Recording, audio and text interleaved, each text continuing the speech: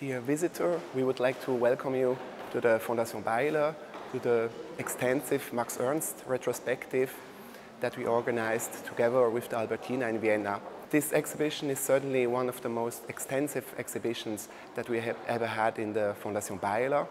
We are able to show more than 165 works through all the periods of the artist.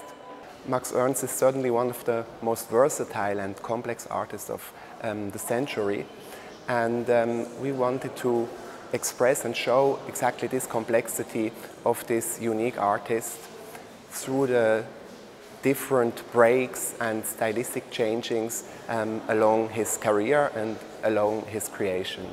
The exhibition starts with the early works from the late 1910s years, a work which is characterized by different traditions, avant-garde traditions, such as the expressionism, the cubism, and even the futurism. And so his early work is really impressed and characterized by these different avant-garde movements of his time. Then the next step in the exhibition is dedicated to his Dadaist period, so a period which is really under the influence also of his experience in the First World War. So you will see different machine-like humanoid figures which are really a direct reaction to the trauma that Max Ernst has lived in the First World War. In this period you will also see that he begins to experiment with new techniques such as the collage or the overpainting. So it's really a period that is against tradition, where you can see that he is trying to develop new ways of expression against the tradition of painting. Then, of course, the next step will be the changing from Cologne, from his German period, to the Surrealist period in Paris. Max Ernst moved to Paris in 1922, where he soon became a member of the Surrealist movement in Paris, so around figures like André Breton or Paul Eluard. And in this period he began to create his very mysterious, enigmatic paintings. And you will also see that he's changing again from little shapes, from little dimensions to monumental, large-scale paintings. In this first period of Surrealism, you will also see that he will develop new techniques again, such as the frottage or the grattage, so very innovative techniques.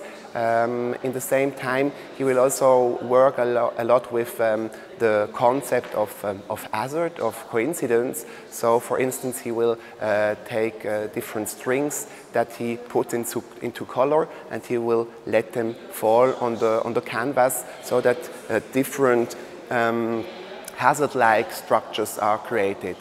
And in the same time, so in the 1920s, he will also start to create one of his most important series of works, which is dedicated to the forest.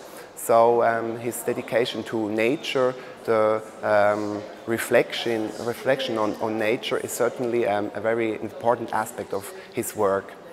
We have an entire room dedicated to this motif, and you will see that he's also very much influenced, of course, by the tradition of romanticism, romantic paintings, of romantic landscapes from Caspar David Friedrich, for instance, but also there are also allusions to symbolism, so to the Island of Death of Böcklin. So you will see that very often he's connected to traditions, to different traditions, but in the same time he's also always trying to break with these traditions. So it's a permanent changing between innovation and his reflection or his reference to tradition.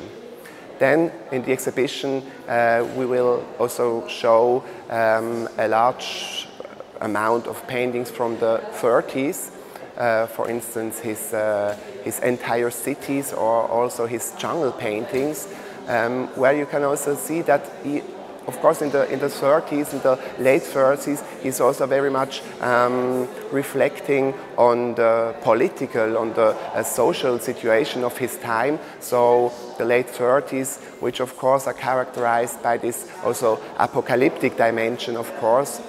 So a period of crisis, of big problems, a period of disasters also. And this is very much also integrated in his works of the 30s. For instance, you have the fire-sign angel that you see in the background, which is certainly one of his masterworks and main works of the 30s. And we are very much proud also that we are able to present, to show this crucial painting of Max Ernst, which is really directly dedicated to the, as the artist himself said, to the problem or the disaster of the civil war in Spain. So you see that in this time, in the late 30s, he's also, there's a very strong political dimension also in this work, and he's really treating different shapes of, which are reflecting the monstrosity, also the cruelty of human beings in this time. So you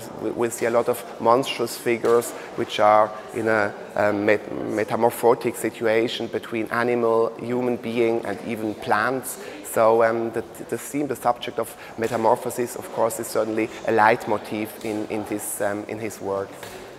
Then you will see at the next step in the exhibition the changing from the French period, from his work in Europe to the USA.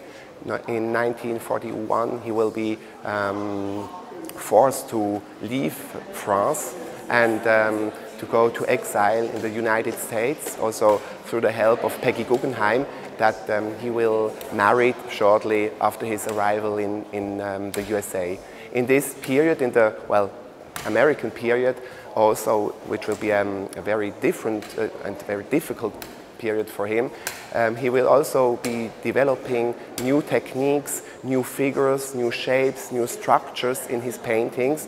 And for instance, he will also create the technique of the oscillation, which is also anchored in the tradition of surrealism, of surrealistic techniques, such as the écriture or the dessin automatique. So also a technique where he takes a tin can, which he perfores, which he, where he makes little holes. He puts color inside, and then he hangs it above the canvas, and he lets it, lets it oscillate above the canvas. And if you see the structures which are created through this technique or through this method, you will also see that in a certain way he is announcing the tripping and the action painting of artists such as Jackson Pollock.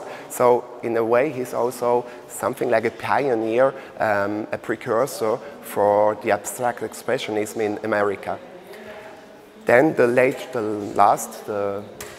room in the exhibition is of course dedicated to his last period, to the latest works which he created from the mid-50s on, when he came back to Europe, when he left the States. And even in this latest period, you will see that he's always trying to develop, to find new aesthetic solutions, new aesthetic ways. He's never quoting himself, such as other artists in their late works, but even in the latest period, he's keeping this motivation of finding new forms, new techniques, new ways of expression. And we also try to express this in a very, very concentrated way. So the latest work is just presented in one gallery, but you will see that even in this latest period, he is in a way reflecting his own work through references also to all the techniques and to all the figures and shapes, but in the same time he's still creating new ways of figures, and you will see that the concept of Max Ernst that is dedicated also to the idea that an artist has always to continue to find himself is really also expressed in this latest period. And Max Ernst himself said many times that for him an artist is lost when he finds himself. And so he is really against this principle, and so even in his latest works he remained a searcher, an artist that was always in search of new things. And we really hope that we are able also to express this complexity, this diversity in this extensive exhibition. And in this sense, we wish you a, well, adventureful journey through this very fascinating work of Max Ernst, which is certainly one of the main artists of the 20th century. Thank you very much.